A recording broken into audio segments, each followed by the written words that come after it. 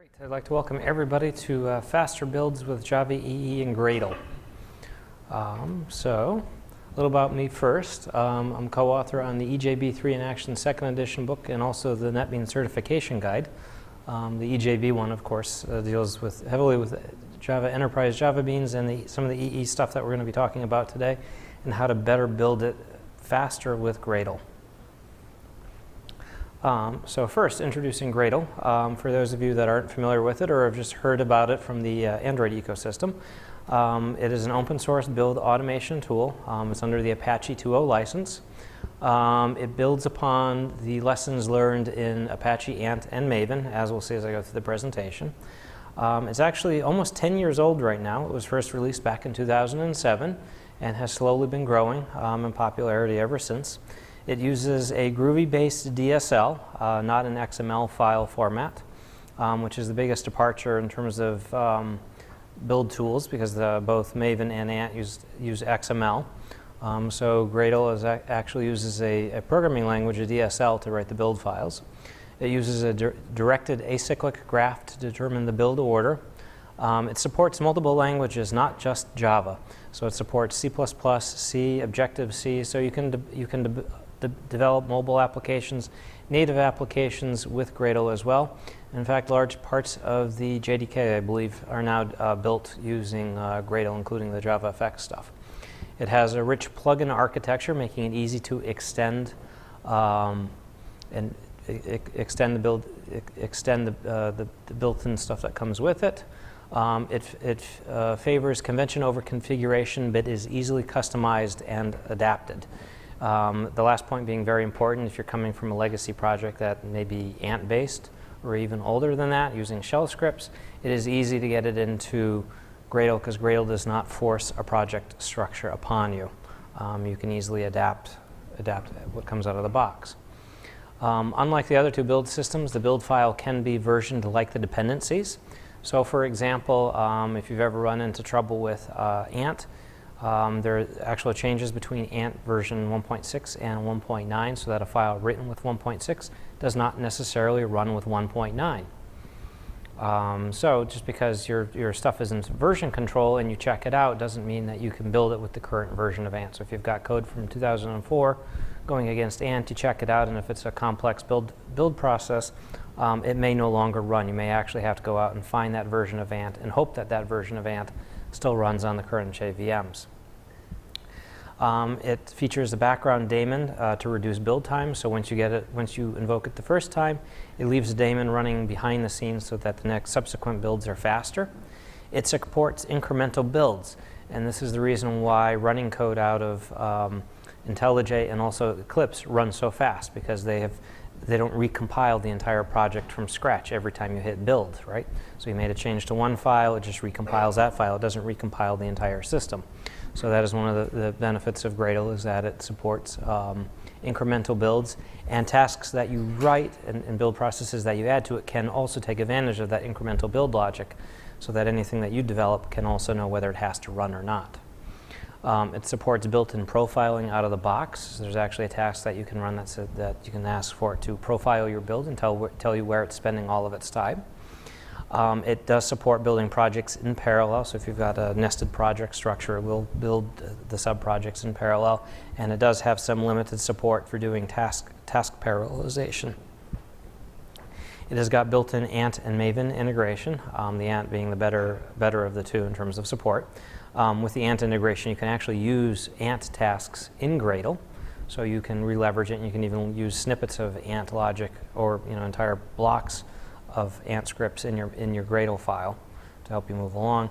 It supports several different central repositories, so it supports Maven Center, JCenter, which is quickly becoming the de facto center, and also IDE. So you can pull IDE artifacts out and down using Gradle. So if we look at the evolution of the build systems, in 2000 we had Ant, which we were all excited about because it freed us from make and from shell scripts at the time, right? It was like an epiphany the first time you used it. It was like, this is great. Then after a couple of years and 20,000 lines of XML files trying to debug stuff, you decide, nah, the dependency nightmare started, with like 1,000 jar files that you're trying to manage with your Ant file. Then came along Maven to try to solve the dependency management in the project structure. So no longer did you have to try, if you checked out an Apache project, spend a whole day trying to figure out how to compile it and figure out how to locate the dependencies so that it would actually build. Maven solved that project, but it put you in a straitjacket. So if you didn't do things exactly the way you wanted it to, it was painful, and you'd have to very often have to write a plugin to try to get around the limitations. And then on top of that, if you had an existing project that was substantially large, you'd have to refactor it in order to get it to work right, to get it effectively into the Maven ecosystem, which, depending upon where you work, that's not always possible. You can't say, well, just give me a couple of weeks, I have to switch build systems here. Nobody can touch code. And so Gradle builds upon all of them.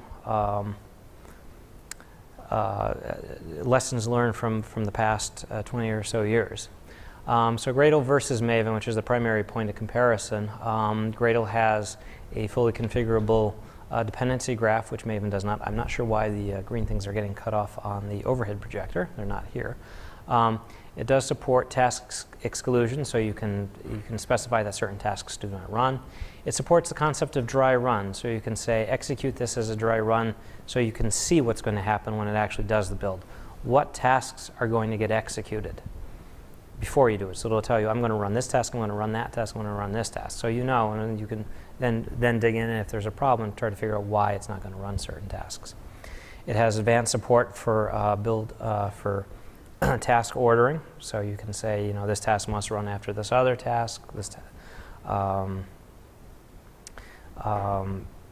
So you can construct complex execution orders between tasks. That depends upon whether or not, depends upon output of another task, etc. So you have things like should run after, must run after constructs. It supports custom distributions. So with Maven, you're outputting a jar file, you're outputting a WAR file. What if you want to output a WAR file and a zip file containing the WAR file and some instructions? So you can easily do that with Gradle. It does have repository-aware caches, so that if you're using two different repositories, and they've got two different versions of a dependency, it can help you resolve issues with this. So that things like that can lead to nasty, unreproducible behaviors where you have one dependency from one repository overriding a dependency from another one. Version conflict resolution. So you can specify with Maven, you're kind of locked into how it decides to resolve dependencies. So if you've got two things including the same dependency, which one's going to actually win out? Maven has rules with that. With Gradle, you can say, well, I want this one. It's further down on the graph, but I want this one to win out. You can have file-based dependencies, which is very important if you're migrating your build system over to Gradle.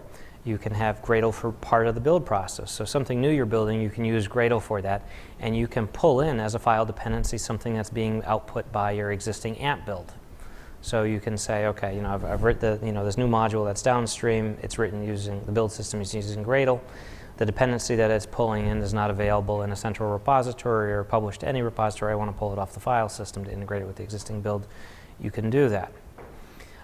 It's got the ability to do build comparisons, so you can do builds between two different builds and compare them. It's got custom dependency scopes, so you can actually add dependency scopes like with Maven you have provided. You could add an additional dependency scope for like an annotation processor or for some custom tasks that you've written. It's got replace by rules. So for example, you can say that this you can specify which version of a dependency you want replaced by. In addition, with how Gradle handles dependency, if you have a library that you're pulling in from, like say, Google Guava, which was previously named differently, the name escapes me, which previously had a different name, and you've got two dependencies, one's pulling in the older name of the project and the other one's pulling in the newer name of the project. With Gradle, you can say, well, these two are the same project, it's just renamed, and it will only import it once, right? So you don't end up with two versions of Google Guava under different names on your build process.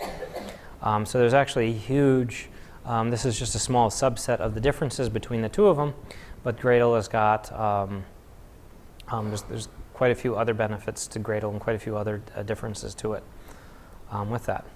Now, the question is, why use Gradle besides just some of the reasons why I've given with dependency, with the better dependency management and build system. One of the major ones is that Google has switched Android over to using Gradle.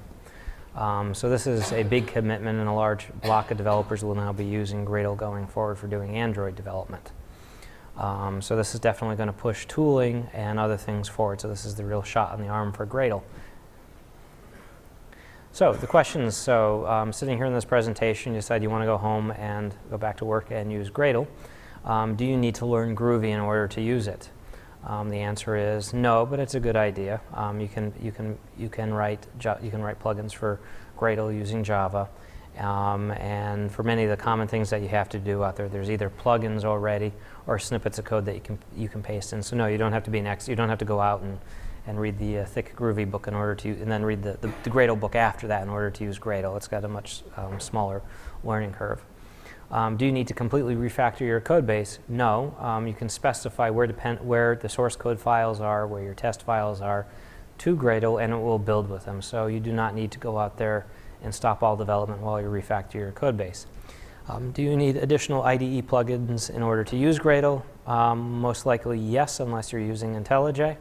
You'll need plugins for it. Alternatively, Gradle can generate, does have plugins that will generate IDE native projects for your project for you. So it can generate an IntelliJ project, it can generate an Eclipse project for you. Do you need to change your build process? It depends. So switching over to Gradle, it's probably a good idea to re-evaluate how you're building things in the process, because there's different ways of doing things. Do you need to port over your entire build system? No. You can port over pieces of it. You can invoke a Gradle you can do like new modules in your system and invoke Gradle from Ant or from Maven. There's ways of doing that. And can you embed custom Ant logic? So if you have a heavy investment in some Ant scripts that are doing all kinds of customized stuff, you can embed that in your Gradle files and you can use that. You don't have to rewrite everything and try to figure out how something that was written 10 years ago works. Must all dependencies originate from a repository? No. You can have dependencies coming off the local file system, etc. Can artifacts be pushed to a central repository? So if you're using something like Artifactory or Nexus, yes, you can publish to it. And does it work with Jenkins? It certainly does. There's how-tos on how to run it. It's basically, like using Ant or Maven. So why Gradle for Java EE projects? Well, Java EE projects are large and complex, and we've got millions of jar files and complicated build processes that have to go in there. So for Java EE projects, we have to, we might be doing WSDL, we might be generating code from WSDLs, generating WSDL code from Java code. We might be running JAX-WS logic to import, to convert XML schema files into objects using JAX-WS. Running complex integration tests with a container where we want to fire up a database, run some tests, do integration testing, stub out stuff using like Archillion. So we've got all kinds of very complex stuff that has to be done, and for which a robust build tool is beneficial. So in terms of why Gradle versus Ant, Ant lacks dependency management being the major one among other things. And large Ant files are a nightmare to debug, especially the 20,000 line varieties written with all kinds of, complex logic 10 years ago. Maven isn't flexible. It wants its way or the highway type approach with things. And very often you have to end up having to write custom plugins for it, which is kind of a black art. And then deal with trying to version those and get those into your build process. So getting up and running with Gradle, if you haven't done it already, is fairly easy, and its installation is similar to Ant or Maven. It is not terribly complicated. You download the binaries from Gradle.org. You add it to your path, your Gradle home. It is a command line program, right, like Ant and Maven. So instead of Ant or Maven or MVN, you got Gradle. And the installation structure down below is fairly straightforward. It comes with excellent documentation, a set of web pages, which are handy if you're on a flight and need to get some documentation. but it's fairly straightforward. And on top of that, although I've put up here the command line, it does have a GUI interface to it, which I'll demonstrate at towards the end of the presentation, which allows you to invoke and manage the build from a GUI, a standalone GUI that comes with it. So it's the only build system that actually comes with its own desktop GUI. So the key Gradle files, the build file is build.gradle instead of build.xml, and that uses a groovy DSL. Configuration settings go in settings.gradle. The local settings are in your home directory .gradle.properties, and you'd put like your database settings. You know, like if you're doing integration testing, you put your database settings in there. The local repositories under your project.gradle, so of course you wouldn't check that in. And the build.gradle is equivalent to your POM and build.xml, except it's a lot shorter than either of those two. So the Gradle Daemon, which I mentioned by default earlier, is enabled by default. You should, if you're using Gradle, you need to disable it on your continuous integration environment. So by default, out of the box, Gradle runs the daemon by default. On a continuous integration box, you do not want that daemon running behind the scenes. You want every build to be fresh. You don't want it doing any caching or anything behind the scenes. And so this is a recommended best practice from Gradle. You can display the current status and find out how many daemons are running by doing Gradle-status. You can stop daemons by doing Gradle-stop. And then down below, there's the setting that you can put in your configuration file to disable the Gradle daemon for like a continuous integration environment. Okay. Getting up and running with Gradle is fairly straightforward. So from the command line, you can issue Gradle init, which will create a new project and create the initial set of files for you with some pre-populated values in them. It will use the POM file if present. So if you have a POM file in the directory, it will actually read those it'll read the file and try to create a Gradle file based upon that. That is still an incubating feature, so it does not get everything right. So I tried on importing the cargo tracker Java EE demo application, and it got it mostly right. So the only thing it did not get right was the profiles, which you'd handle differently with Gradle anyway. You wouldn't take the same approach that Maven has done, just because Gradle's got more features in that area. So it gets it mostly done. It gets it gets all the dependencies in. It gets the subprojects done correctly. But you know, it's a good starting point. It saves you from a lot of repetitive code editing and copying and pasting, but it's not the end all. And it does handle multi-module projects, so you can aim it at a suitably complex Maven project with multiple modules, and it will import it. Optionally, when you run the init, you can specify that you're creating a Java library, a Scala library, a Groovy library, and we'll set up the project types based upon that with the initial default plugin. Basically does nothing. It just it creates a build file and a settings file, but doesn't create any source directories for you. And it sets up to use by default JCenter, which is quickly becoming the default repository. This one I've been reading has evidently it's got some security enhancements over than the Maven. It's better security-wise than the Maven one. It uses HTTPS. And in addition, it doesn't have the indexing performance problem that you have with Maven repositories, or so I've read. There's documentation that says that the reason Google picked it JCenter for Android is so that they wouldn't have to deal with they could reduce the startup time of the IDEs when indexing the repository. So if we run Gradle init, with the type library, it creates this directory structure over on the right with the initial set of files. Now, if you're starting from an existing source code project, obviously you wouldn't take this approach. You'd create your, you might still run init, but you would start by editing your build.gradle file and specifying the paths for your source directories and where that stuff is located. And we'll see that in a minute when I actually go through that. The initial Gradle file that gets created is up on screen, so it's a pretty straightforward file. It has apply plugin, which we'll go over in a minute what the plugins mean, the repositories, and then the dependencies down below. So it's much more compact. There's a ton of comment. It puts in a ton of comments initially to tell you what's going on. You can strip all of those out. But this is much more compact than the equivalent POM file, and certainly much more compact than the Ant file. Okay, and then from the command line to actually build it, you run Gradle, and then -Q for quiet if you want to suppress some of the output. But you can run Gradle to find out what you can execute, because your first question when you start using Gradle is, what tasks do I have available? What can I run? And Gradle-tasks will give you basically a dump and tell you what tasks are available to run. So as you can see here, I run -tasks, and we've got assemble, build, and they're grouped into categories for you. And I'll show you how you can actually create your own groupings for your own categories. They're pretty close to the ones that you'd expect. So if you want to do a build of your project, you do Gradle, build to build your project. And this will go through your file, so there's no more like with Ant having to open up the file and say, okay, what tasks are in this file? Which one do I execute? Which one generates the WSDL files? So there's some more, init wrapper. Wrapper will generate wrapper files, which you include with your, which you check into version control, and those wrapper files are basically a bootstrap for doing your build process.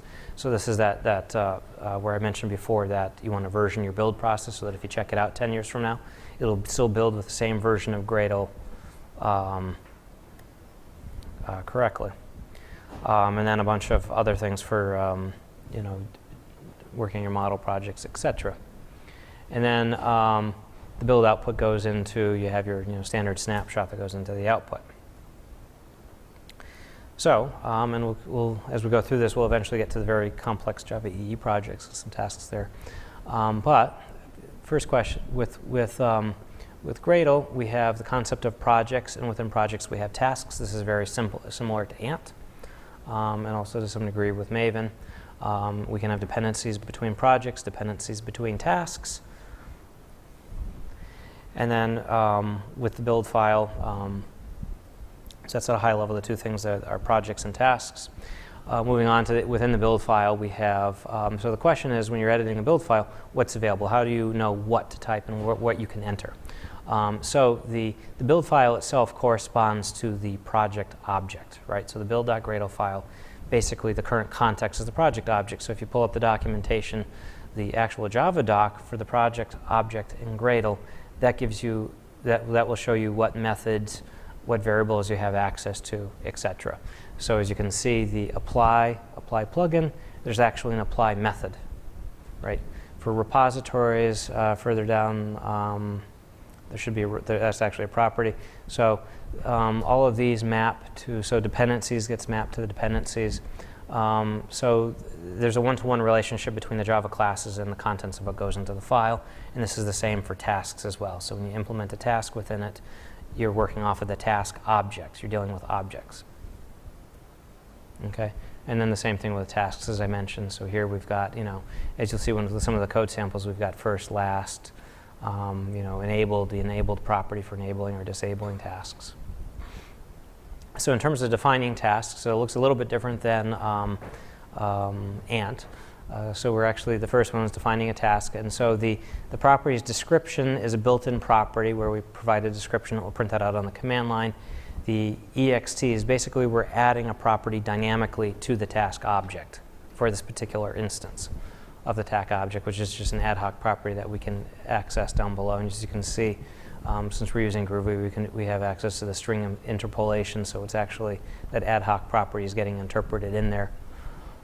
And then do first is before it executes, do last is afterwards. And then the next one is just a different syntax for basically doing about the same thing where we're printing some stuff out. And then the third approach, where we're using the closures. So this is all the first three ways of basically defining tasks. And then the last one down there, we're actually we're instantiating a copy task, and we're configuring it to do something, right? So we're basically you can kind of think of it as if we're going to instantiate this copy task, and then we're going to pass parameters to have it do something, to copy a file.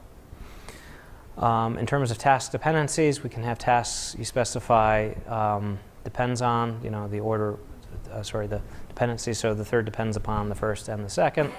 And I've set the default task for the file up at the top. Okay. One of the nice features is we get task grouping. So you can actually define a task grouping, and then we can put the tasks in that group so that when we do that listing of tasks from the command line, it shows us the tasks nicely grouped. So we can group all of our tasks as we go through this, like all of our Docker tasks in one block. all of our WSDL generation tasks in another block.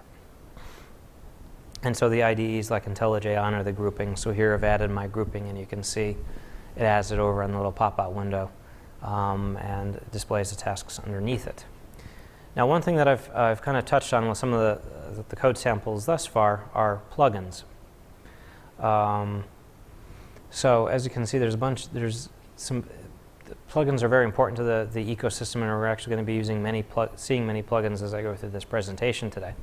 So the default one that for Java projects that we have by default is the Java plugin, which includes logic, basic tasks for doing compilation, generating a jar file, running Javadoc, generating Javadoc, etc. There's also an application plugin, and then there's a Maven plugin for being able to use stuff from Maven. And the ones that we're primarily going to be interested in with today are the ear plugin and the war plugin, because that's what generates our Java EE artifacts for us. There's also a IDE and Eclipse plugin for generating the projects for each of those IDEs. There is a huge ecosystem of plugins, and very often there's several plugins for the same type of task.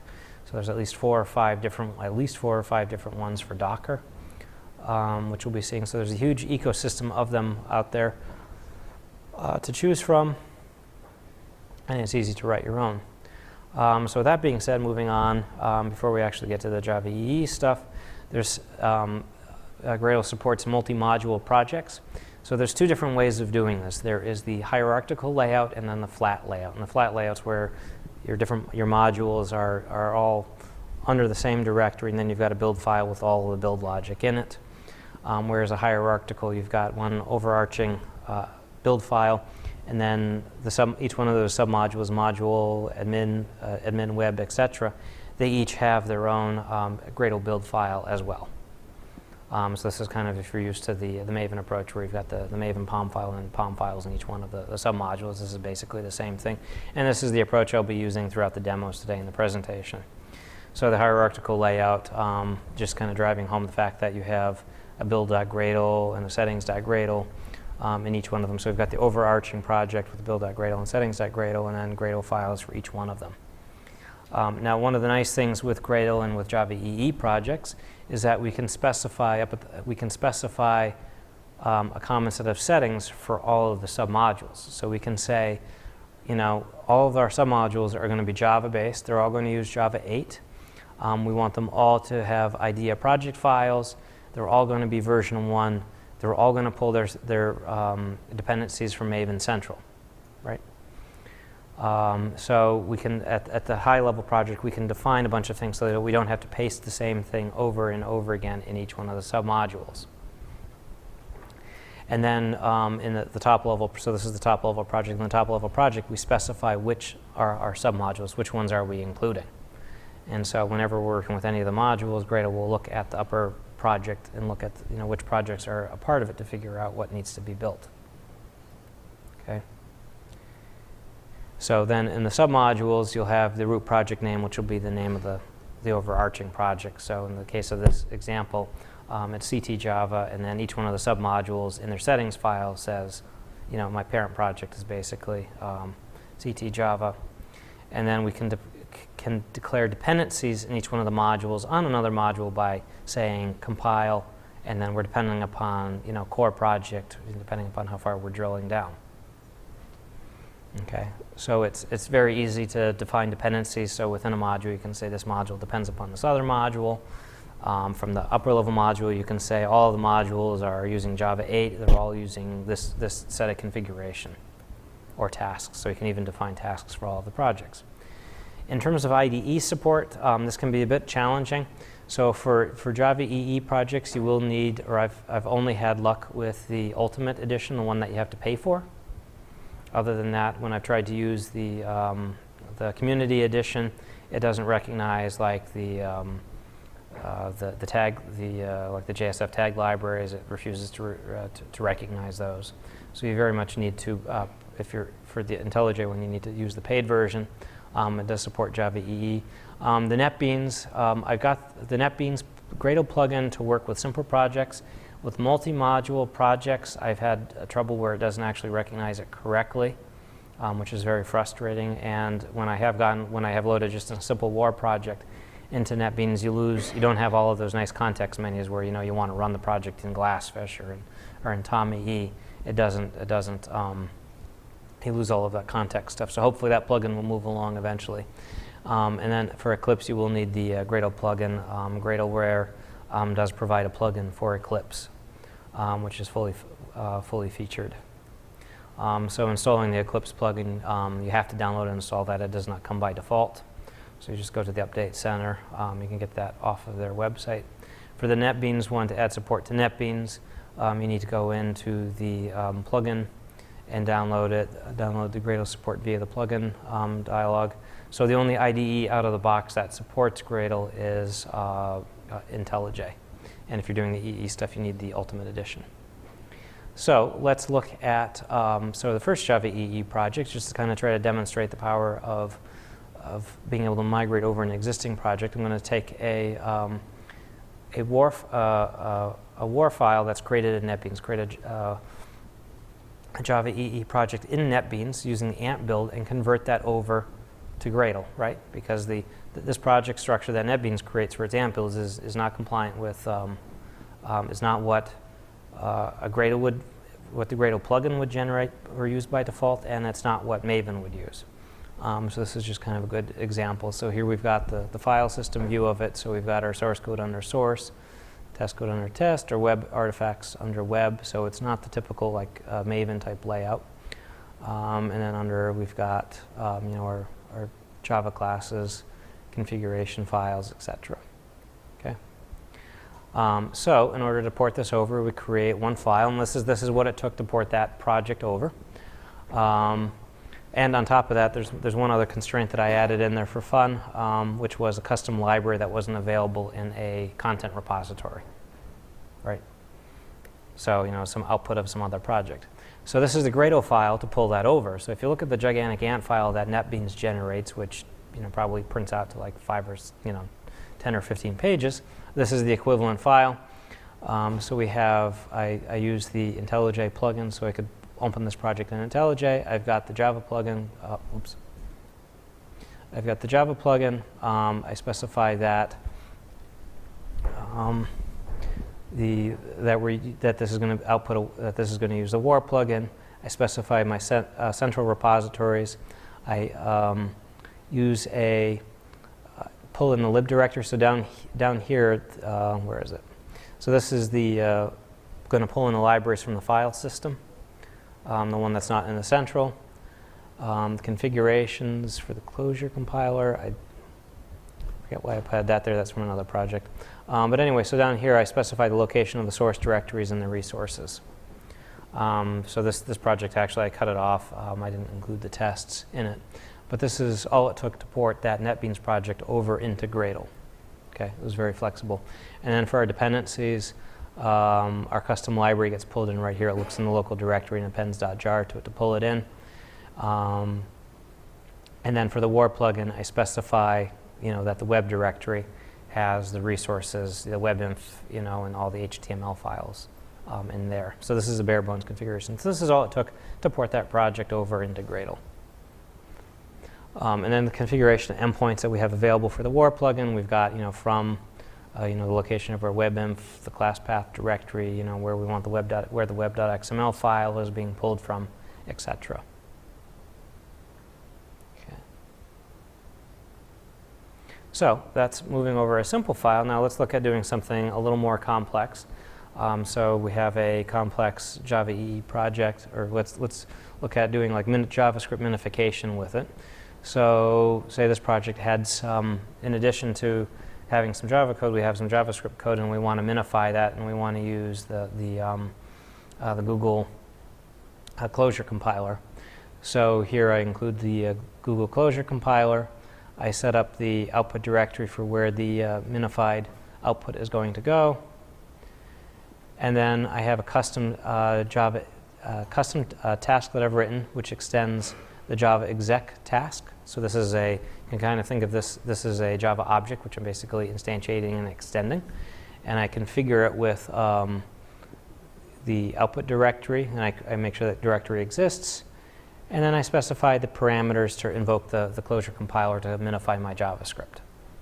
Okay.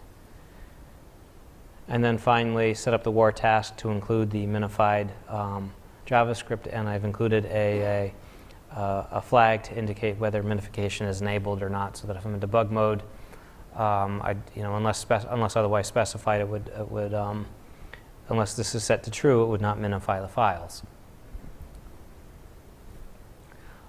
So there, of course, would be other tasks in there because you'd want to, change the what actually goes into the faceless files in terms of what files are importing, because you'd also be doing concatenation, etc. So that's a basic example, more sophisticated example. The next one, looking at Java EE, if you're using the criteria API with the JPA Meta-Model, right? You need to generate the meta-model from your entities. So in the case of doing this here, you need to write a add a custom plugin. I haven't found any plugin in a central repository that does that, but you'd write this basic Java annotation processor, which is going to use Eclipse Link. And part of the challenge is in this example here is using Eclipse Link, which doesn't work well with the like the Java 8 annotations. Some of the changes in Java 8, so it's still like Java 6. So it can't see any. It can't process some of the newer CDI code, I believe, if I remember right. So I actually have to isolate it when it does the compilation. So up here, this is a Groovy class where I've extended default task, and I've written the logic in here actually invokes the annotation processor to generate the JPA Meta-Model, which I'm then going to include in the source, in a separate source directory as a part of the build, so that I can then use it in my class files. So then this right here is more of the plugin, where I set the destination and the source sets to add the generated source code to the build output of it. And then in order to use the plugin, I need the Gradle API and local Groovy added to the compile time, and then this proc Java, which will run selectively over the data model and generate the JPA Meta-Model for my project. Okay. So this is, depending upon your project, you may or may not be using the JPA Meta-Model to build up type-safe queries. If you're not, you don't need that. But it is possible to do it. Moving on to the next, I guess the next level for Gradle, which would be handling ear projects.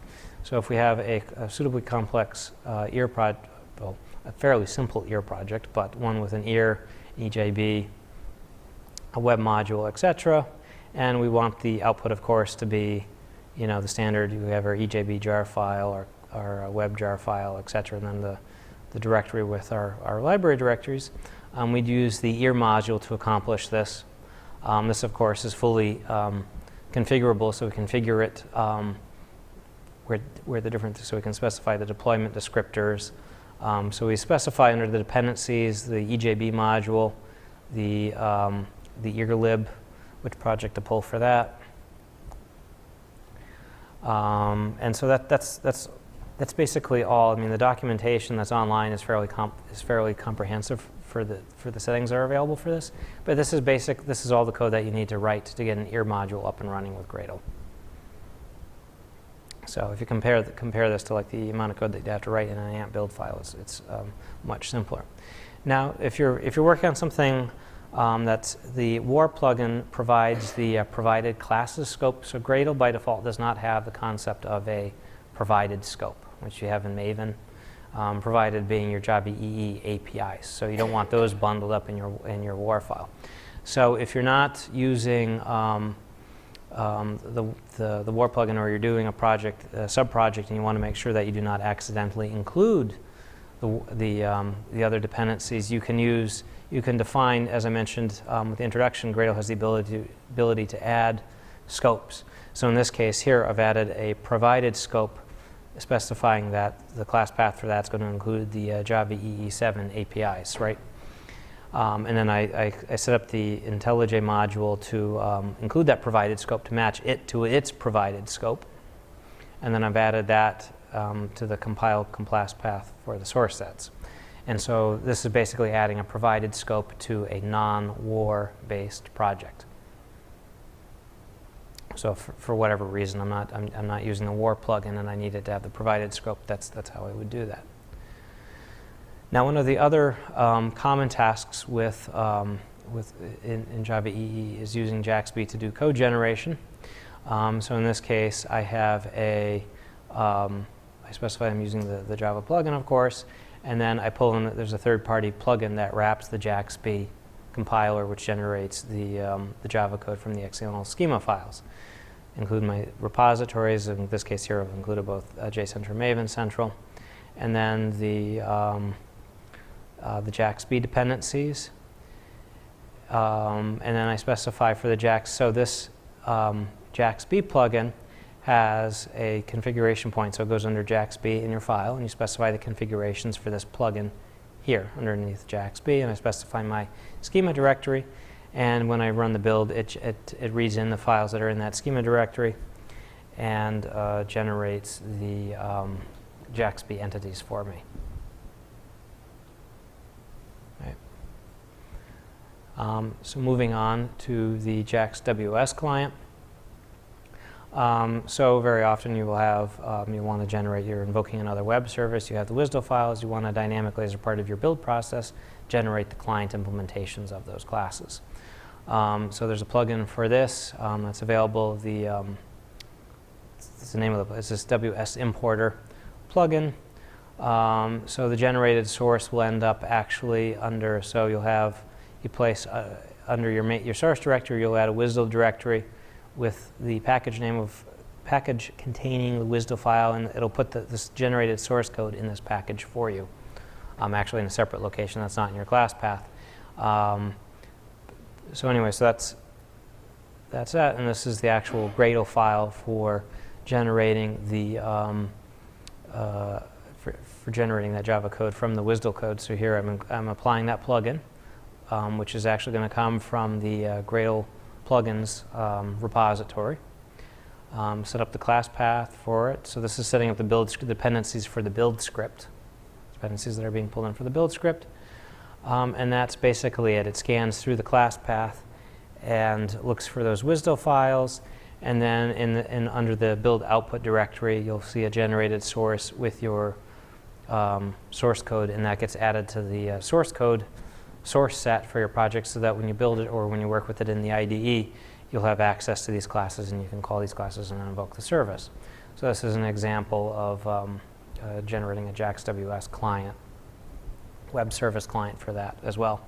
And there's other plugins out there for like processing Swagger files for like RESTful endpoints. So there's a huge, as I mentioned, there's a huge ecosystem of plugins out there that can do just about anything that you'd want to do. So moving on, Docker images. Now there's two different things that you might, two different types of tasks that you might want to do with Docker, with Gradle.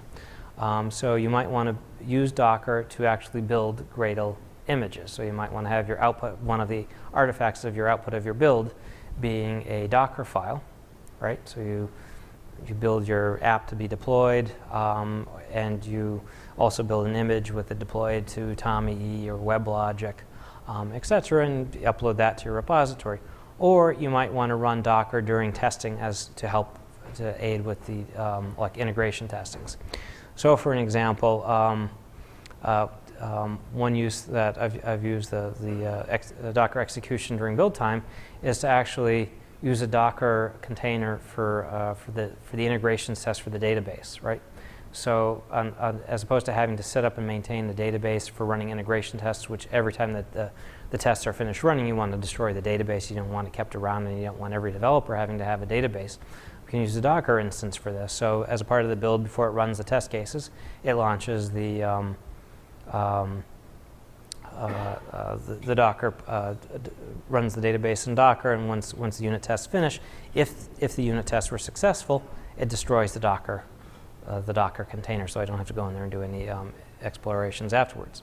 So for running that, the easiest one is the Planeteer Docker plugin, which gives you the ability to which can also build Docker images, although I haven't used it for that. It gives you the ability to run, so it's got this Docker run plugin, which makes it easier to run just about any Docker container. For building Docker images, there's 2 plugins, and depending upon which one you want. So this one, the trans mode, allows you in Docker to build up the Docker the Docker image basically within the Gradle file, whereas the other one will actually use the remote Docker API and a Docker file that you provide. Usually I'm working with an existing Docker file, so I use the second one. Even both of them are suitably powerful enough. So for building a Docker image, this is a Gradle file, which basically uses an existing Docker file that's in the build to generate a Docker image. So I specify my plugins up above. I need to include this class because it's used down here in the task for building the image. So I specify my plugin for being the remote API, the second one on the previous slide. And then the location of where Docker is running. And then it finds the Docker file in the current directory, runs build on the Docker file, tags it, and puts it in a local repository. So this is all the code that was required for doing that, for building a Docker image into my build. Now the more complex example, so this is just how to run a Docker container from a Gradle build. So here I'm using that Planetary Docker Run plugin that I mentioned earlier, specifying that I'm pulling it from the Gradle plugin repository, setting up my dependencies for that. So this is the dependencies for the build script. And then down here, I provide the configuration for the Docker run. So I want to run the Postgres. I want the image. I want it to be named Docker-test. I want the image to be Postgres. I want it to run as a daemon. Wait, sleep for 100 seconds or 100. I think it's 100 milliseconds afterwards to make sure it's started up before moving on to the next task, and pass in the password. Now I could parameterize that and so this password here I can then use elsewhere in the thing. So running this file and running this Gradle file and typing Docker run on the end of it will actually fire up the PostgreSQL container for me as a part of that. So that's all nice. So let's look at an example of integrating this into an integration build where we're running our Killian tests, and we want to fire up Docker with our database before we run the test, and then tear it down at the end if the tests were successful. So to do that, the first thing we need to do is to basically register our own test monitor, or implement the test listener interface to keep track of any test failures. So here, I'm going to register this as a listener on the build process, so that when it runs the unit tests, I get told after it runs every test, and I can find out the test results for every test that it runs, whether the test was successful or not, right? So you could do something like this type of integration, like if you're doing a build and it's running unit tests for hours and hours, you could have it start sending out, text messages, after the first test fails, if it takes 6 hours to run your full regression suite. So this is the Docker file right here where I'm pulling in the test monitor, the build script, pulling in the Planetary again. And then what I've done down here is I've added a listener to Gradle. So I've registered a listener on to listen for unit tests, successes, and failures.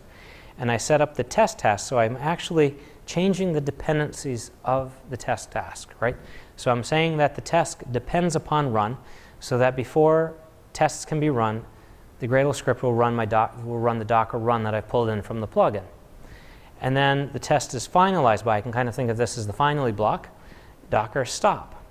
And so it'll run Docker stop after it's done. However, in my code back here, what I've done is I keep track of the number of failures. So if any of the tests fail, I say disable the Docker stop task. So I retrieve it from the project, the Docker stop task, which has been pulled in as a plugin, and I set the enabled to false, which disables it. And so if any of my unit tests fail during the execution, I'll leave the database in place so I can go look at it and see what the status of the data in the database was. What did it insert wrong? What was the final state? So that's looking at Docker integration. Now a few more things for Java EE. One is working with running integration tests. So very often for your configuration files, you want to pass in the database parameters. So if you're not using If you're using Docker, like on a continuous integration machine, but the individual developers are using databases, you can use the Maven plugin for actually doing the substitution on your file. So in this case right here, I've templated out my persistence XML file with the URL and database passwords, etc. And then within the build file, I am pulling it in from these are actually getting pulled in from the Gradle properties in my home directory like you would do with Maven, pulling in the settings that are then getting blitted into the persistence.xml so that my integration tests know what database they're supposed to use. This is also demonstrating the do first on the test task. So right here I've extended, I'm adding behavior to the test task.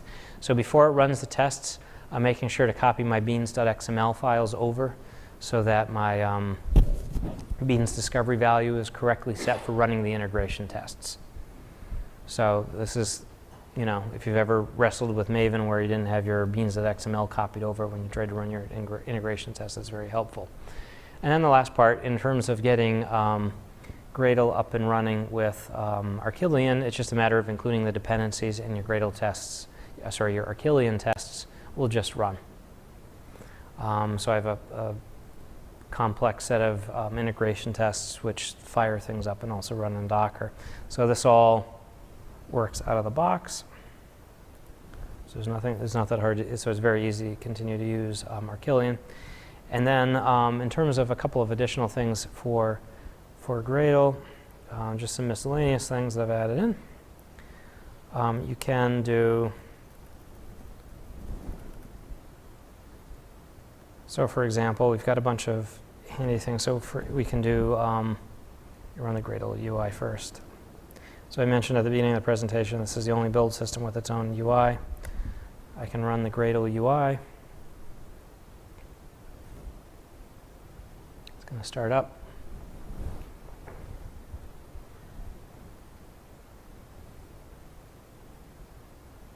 Takes a minute because it's actually analyzing the project.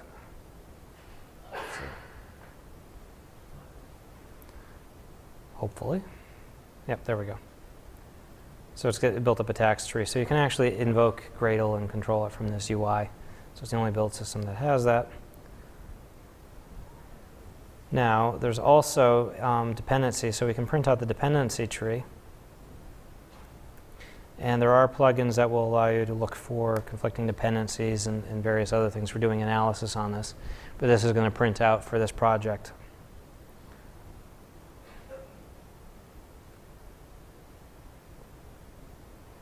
So as you can see, this is actually a fairly basic project, but it's pulling in tons of dependencies. So you can actually look through this to figure out where various dependencies are getting pulled in from. You can do a dry run, so Gradle-m.build will show you what it's going to do if I ran the build. So as you can see, because I've run the build before, there's nothing to do, so everything's going to be skipped. So that's one of the other things with Gradle. One of the real benefits is that with the incremental compile, it knows what it built last time. So if you change one module, if you change one source code in your project, you go back to Gradle and say build. It only builds what changed. It doesn't build everything. It doesn't recompile all the source code files for that module. Okay.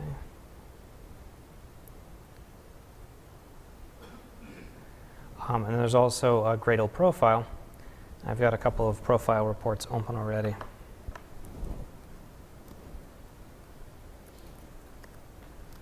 Reports. So this is built into Gradle. This isn't a plugin.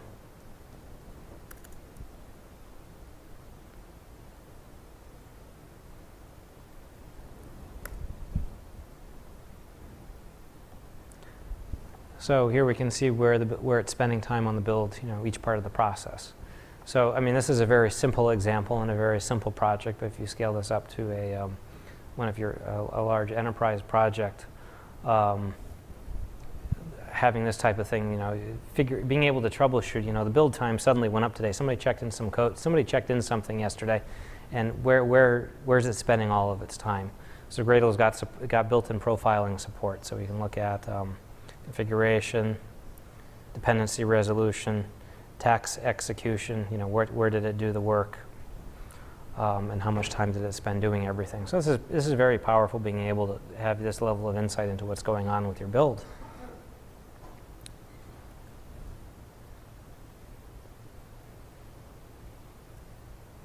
And so with that, I'll thank you. And if there's any questions. Yes?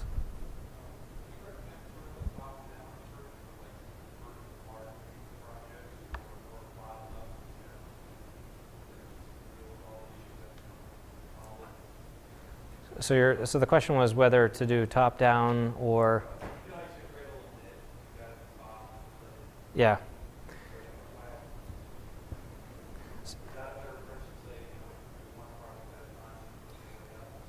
It depends upon how much time. It depends upon how complex your build process is, how many plugins you're using, and the sophistication with the plugins, right? So if you've got a very if it's just a large project with many POMs and all they're doing is basically dependencies, then running the init and having it output stuff. But if you're using profiles, you're using custom plugins all over the place, I would probably take it and go one at a time for doing it. And take that approach as opposed to trying to tackle the entire thing at once. I don't know. That's usually I decompose things, and for most of the ones I've had, where I've been dealing with is trying to move stuff from Ant over to Gradle, not necessarily from Maven to Gradle. Any other questions? Yes.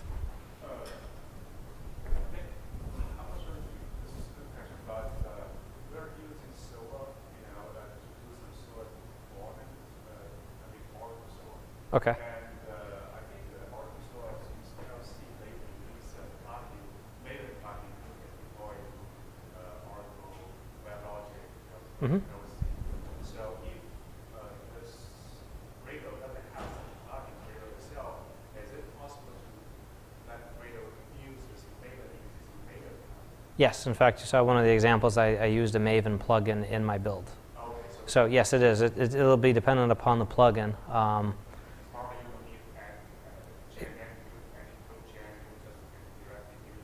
Hopefully, yeah. I've only worked with simple plugins with that. I don't know what that plugin is. It'll be dependent upon what that plugin is doing in terms of how easy it will be in order to pull it in. Yeah. Any other questions? Okay, thank you.